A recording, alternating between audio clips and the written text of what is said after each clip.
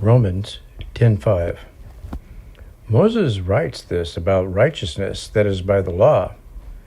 The person who does these things will live by them. If you think about that, that doesn't really make a lot of sense. It sure sounds like righteousness comes by living by the law. And we know that's not what Paul thinks. Paul thinks that the only way that you can be righteous is through faith. So, what's going on?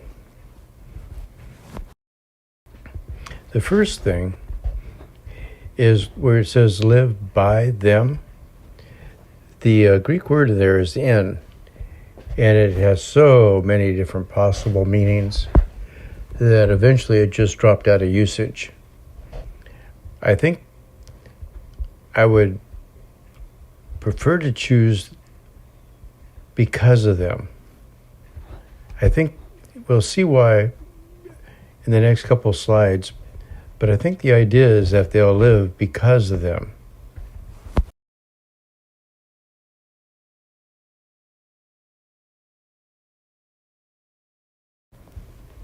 Romans 10:4. Christ is the culmination of the law, so that there may be righteousness for everyone who believes.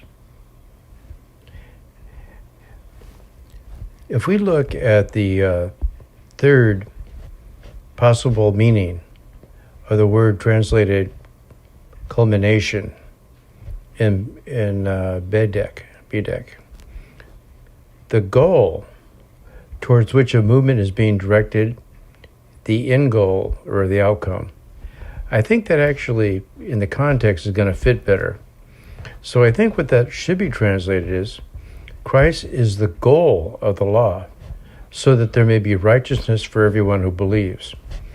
So what it would be saying is that God gave the law so that at some point Christ would fulfill it in such a way that everybody can get righteousness.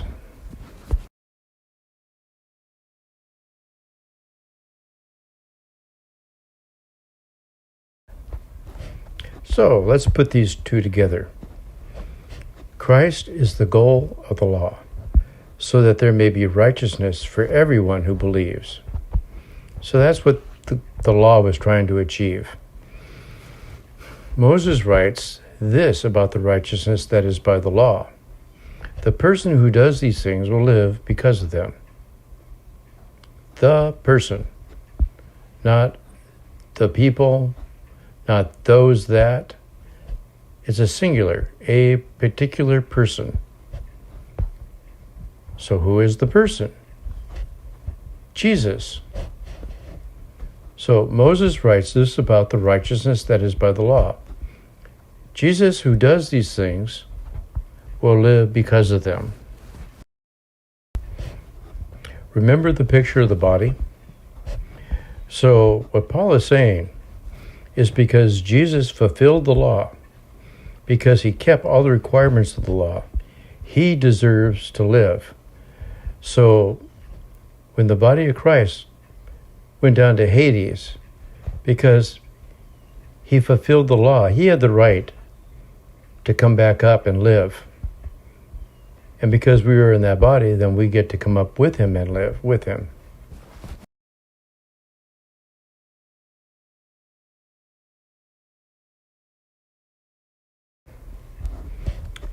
Paul, in these verses, is quoting the Old Testament. The reason is that there are a lot of Jews in the Roman Church.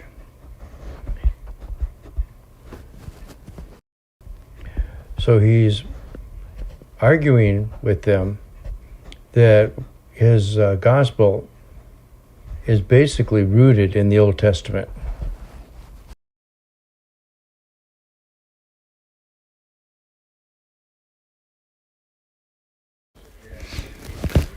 Romans 10:6. But the righteousness that is by faith says, do not say in your heart, who will ascend into heaven? That is to bring Christ down. Paul is going back to the Old Testament, Deuteronomy chapter 30, and he's going to quote a couple of verses, and he's going to apply them to salvation by faith, and is going to show that according to the Old Testament, this is not a hard thing. You don't have to ascend into heaven to bring Christ for salvation. You don't have to go to the deep depths of the ocean to bring Christ up. Salvation is right in front of you. All you got to do is look and accept.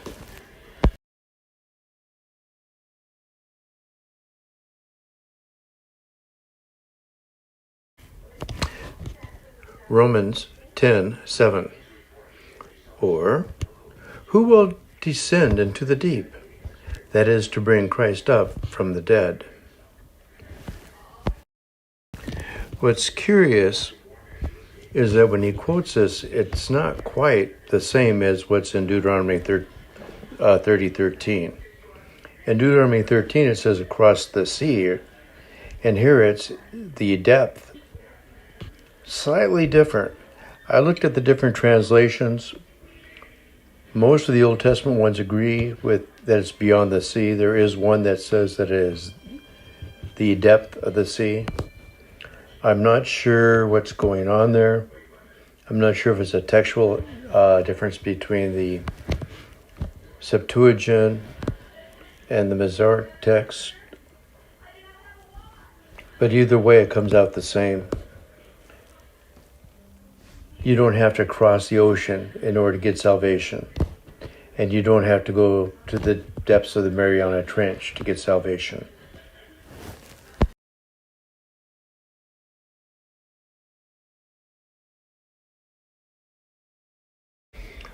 Romans 10:8. But what does it say? The word is near you. It is in your mouth and in your heart. That is the message concerning faith that we proclaim. So what's his main point here? This is not hard. Salvation doesn't require you to climb to the top of a mountain or to go to the bottom of the sea. It's really simple. Just listen to us.